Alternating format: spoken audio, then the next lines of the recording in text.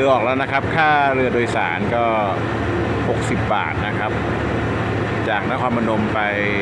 ท่าแขกนะครับ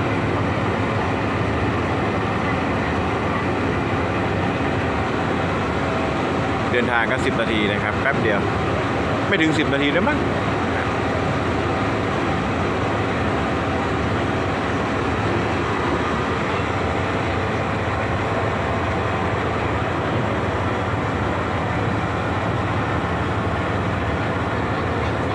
น้ำโขงก็ใสนะครับยังไม่ขุ่นนะฮะใสและน้ำเยอะด้วยนะ